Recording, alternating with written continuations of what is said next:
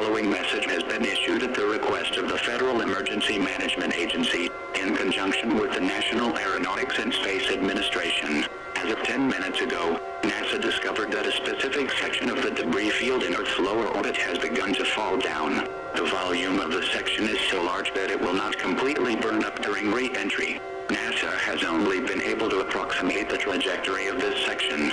As such, anybody who resides in the state of Montana or nearby should prepare to shelter inside their homes. Gather up enough supplies to last you for 1 week, as your house may be collapsed by the impact of the molten materials and not reached immediately by rescue teams. These supplies include water, non-perishable food, a hand-crank radio, a first aid kit, clothes and blankets.